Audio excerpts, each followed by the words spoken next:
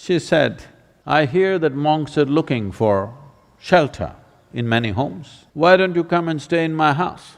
Gautama said, "If she's inviting you with so much affection, you must go stay there." Then people saw, "See, he's gone." Gautama the Buddha, with a large group of his disciples who was continuously traveling, made a rule that during the monsoon season, those 2.5 months, you can stay in the same place.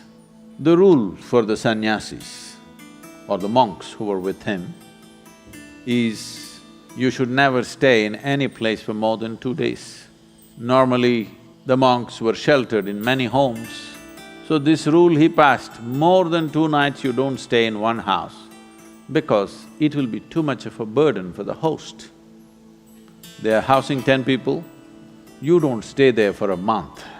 2 days, it should have been 1 day. 2, because you have walked a long distance and come, bit of recovery time.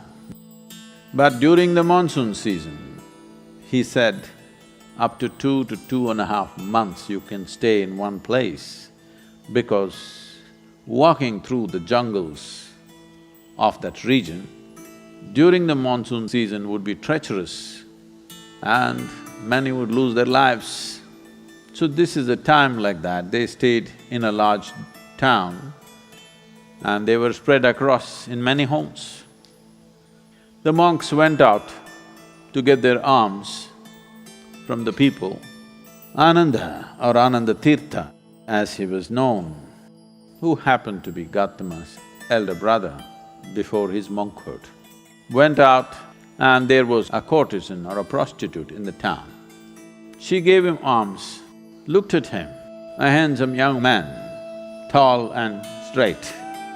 She said, "I hear that monks are looking for shelter in many homes. Why don't you come and stay in my house?" Ananda said, "I have no issue, but I must ask the Buddha as to where I should stay." Then she became really taunting. She said, "Oh, you're going to ask your guru? Go and ask him, let's see what he says." So Ananda brought what he had collected for the day. Gautama was sitting, he came and placed it at his feet, and everybody is supposed to find food and shelter wherever they go. Ananda asked, "Like this lady is inviting me, can I stay there?" Gautama said, "If she's inviting you with so much affection, you must go stay there." The townspeople who were sitting here, they said, "What? A monk is going to go and stay in a prostitute's home? This is it." This spiritual process has become corrupt. Gautama looked at them and said, "Why are you so worried? The lady is inviting him. Let him stay, what is the problem?" They all started getting up and started shouting. He said, "Wait, I am on this path because I see this is the most powerful way to live. Now you're telling me her ways are more powerful than my ways.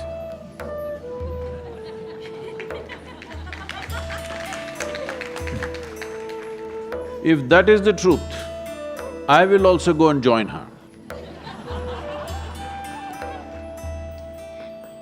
I am here because I see this is the most precious and powerful way to exist.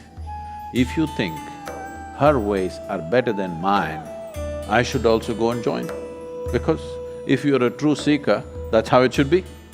If you found something much higher, you go for that." Then people shouted and many of them, of course, leave. Then Ananda went and stayed with her.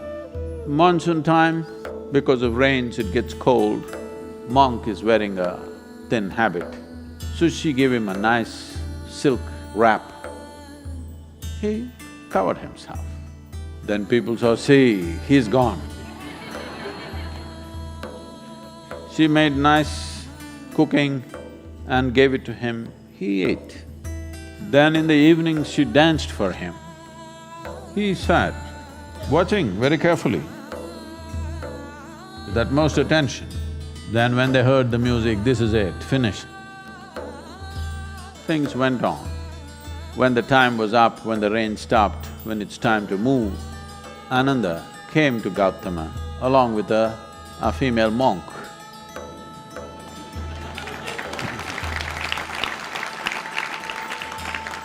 So, the power of being on the path of truth has been there, but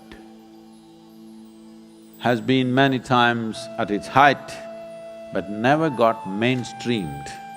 I see that today, because of our ability to communicate, because of the tools of technology, the natural longing, the innate longing in a human being to find truth, this is not a thought thing.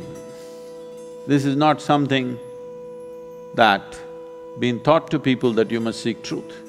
It is natural for human intelligence to seek what is highest.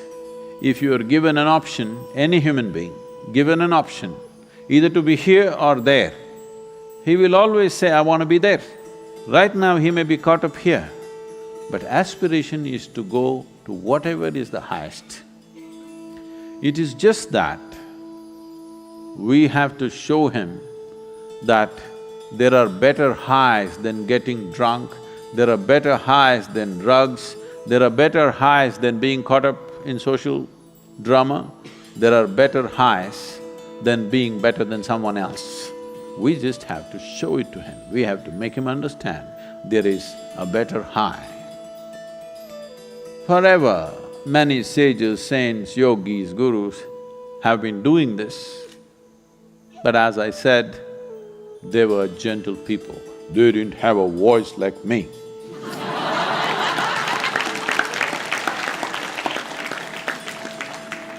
They didn't have a microphone.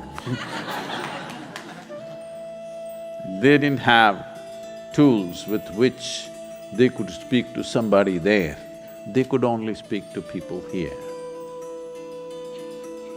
In spite of that, they did tremendous things. For their times, many of them did tremendous things out of sheer grace and energy.